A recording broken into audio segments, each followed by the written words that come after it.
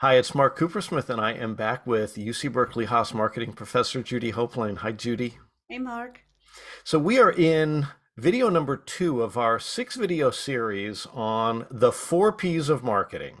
Intro, conclusions, and then right in the middle, the 4 P's. And we are on our very first P. And when we think about that, that first P is, Judy? The product P.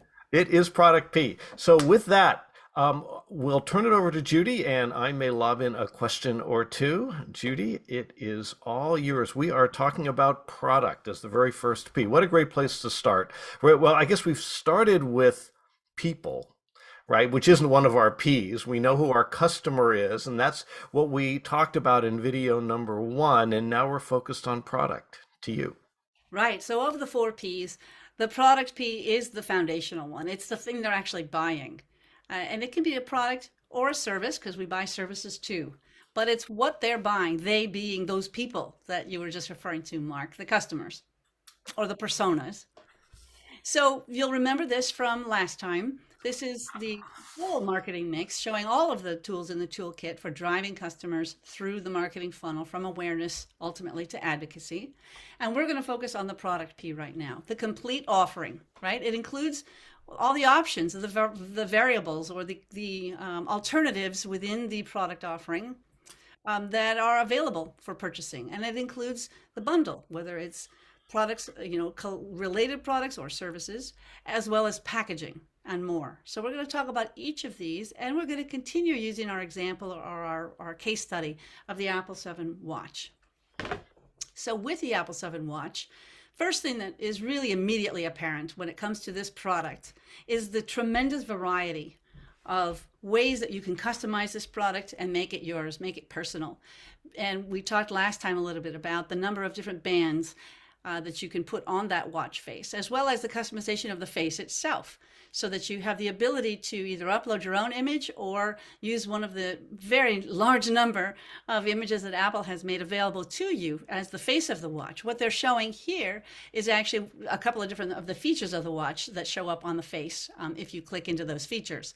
But it's all about having it your way, designing the look and feel of this watch so that it matches your mood. You can change the bands. I have a few different bands on my watch, and depending on what I'm wearing or where I'm going or what I'm doing, I use different bands. So it's all about that amazing variety. The quality, is Apple. The design, which is, Apple's known for that sleek and stylish design, and the features. So let's not forget about features. And Apple really wants you to know all the great things that they've packed into this watch. From the most advanced display, it's the most durable one yet ever. It's also waterproof, which in some of their ads they tout, prominently. It's got all kinds of interesting health innovations, and as we saw in the introductory video, uh, there was an Apple promotion that we shared with you where those health breakthroughs were really prominently featured, and Apple has made a huge push in healthcare. So again, important features. It charges faster. Full screen ahead is kind of a pun on full speed ahead, right? But it's the full screen. It's this larger screen. So they're really reinforcing a number of the product attributes that support our perception of this product as having tremendous quality, rich features, and infinite customizability and variety. So, Judy, here's a question. So, a lot of times when we talk about products, we talk about features and we talk about benefits. And in this definition, there's been a focus, you focused on the feature element, which is kind of the list of things. How do we ladder up and think a little bit about benefits? Sometimes we say, look, when you're pitching a venture, when you're doing whatever, you can talk about features, but you want to ladder up to the benefits for our customers. I'm so glad you asked that because I think in a lot of product marketing and especially tech product marketing, there's this infatuation with the features and the features as the benefits. And you and I know features are not benefits. Right. Features enable benefits. And in fact, that video that we watched last time, I think really speaks to the highest level benefit of all, which is it can save your life. Yeah. Right. And the grateful, right? The thank you, Tim Cook, thank you, Apple, is literally an emotional response to the things that these features did for these people that changed their lives. So understanding the features and what they ladder up to in terms of emotional benefits and even self-expressive benefit. What's it say about us that we are customers of brand X versus brand Y? Right. Those are the things that we try hard as marketers to reach to, but they've got to be backed up with proof points, which really are the attributes Right. that allow us to claim that this product will save your life.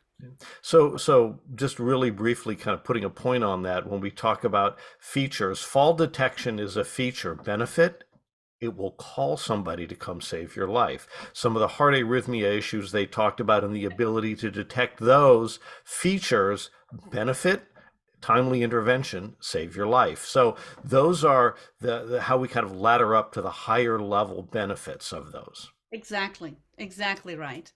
And the last one, again, on any case, any band, any style you want, features. What does that ladder up to? My style. I can express myself with my own style, with my band and my face, and it can reflect how I'm feeling today, or it can reflect how I'm feeling right now versus an hour ago, so that it's very personal. So again, the fact that they have these features allows Apple to help you realize right here, you can, it's very small, create your style. Mhm. Create your style is a great way of expressing yourself, right? So the benefit is get the version of, show who you are, right? The Apple Watch can reflect who you are, tell people who you are, reflect your style. I'm glad you asked that. So we've talked about a number of the aspects here in the toolkit when it comes to product, but there's a couple more to talk about. I want to talk about packaging. Apple, as you know, is renowned for its sleek style and design and how they have completely transformed packaging, product packaging, to from one that is a box covered with text and filled with all kinds of information on the box to a box that has usually a picture of a product and maybe a brand, maybe a name, maybe just the Apple logo. It's extremely stylized and streamlined and intuitive in terms of how to open it. And packaging is an enormous and important touch point when we are thinking about the product, the impression that we have of a product. And it is oftentimes, a marketer, a consumer packaged goods marketer's only and best opportunity to grab the customer at the point of the decision that they're making, the moment of truth. So a lot of money is invested in packaging. Here's a factoid about the cost of packaging as a percentage of the total selling price. While it varies greatly, it's significant, 9% on average. And that is a substantial, amount. If you think about all the other cost of goods associated with building an Apple Watch or any other product, the fact that the packaging represents almost 10% is surprising to some people, but a lot of thought goes into it because it is such a significant touch point. Yeah, just before we hit the record button, you and I were talking about a TV that I bought just last week, and the amount of packaging to protect that TV was massive, and expensive. So we see it not just everything from little watches all the way up to large screen TVs. One of the quick things for me that's interesting about Apple and packaging is Apple promises a brand experience that is easy to use, that is simple, elegant, and easy to use with their products.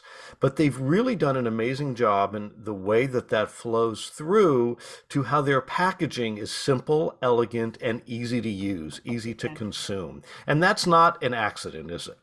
No, that's part of the Apple brand, right? So when you've got a brand that's all built on design, ease of use, intuitiveness, right, and the aesthetic, the clean lines, that's not just about the product itself. It's got to be reflected in the whole experience, and the packaging is an important part of that experience. So it's very much intentional. And there's a very funny video, if you haven't seen it, about what if Microsoft designed the iPod? What would its packaging look like? And I'll share the link with you later. Yeah. It's a very funny, tongue-in-cheek counterpoint to the sleek and stylish packaging that we're accustomed to from Apple because it's just a different brand proposition. Right. So And to our viewers, if you're catching this on YouTube, I'll put it in the description of our video. Otherwise, just Google that and you will find it. I've seen that video. That it's is a very funny funny. video. Yes. And it really emphasizes how unbelievably revolutionary Apple is when it comes to packaging. There's a couple other points I want to make about packaging before we move on. And that is that, packaging evolves and there are things happening in the world that influence packaging design. And right now, two big ones are sustainability and the direct to consumer experience. So, from a sustainability standpoint, we see many, many brands, consumer brands, very focused on trying to create packaging that is sustainable, not just the packaging like the box, for example, that the product is shipped in, but the materials that are used in actually making the product. And so many brands are going back and redesigning, and they're promoting the fact that the can or the bottle that the Coca-Cola is in or that the Miller Lite comes in is now more sustainable than ever. The other one is this direct to consumer shift. And like you were just saying, Mark, we are buying so much, certainly through the pandemic, we've been having everything you could imagine shipped to our homes. And that has created a tremendous proliferation of packaging, frankly. Much more investment in packaging, and all of us at home trying to figure out what to do with all this packaging once we receive the thing. So that's the packaging that is immediately surrounding the product, as well as the box that's shipped in and whatever is used to cushion it while it is being shipped. All of those components are included in packaging. And again, tremendous emphasis on how to make that easier for us to recycle, more recyclable, using less virgin materials. So again, trends in the culture have an impact on packaging in a big way.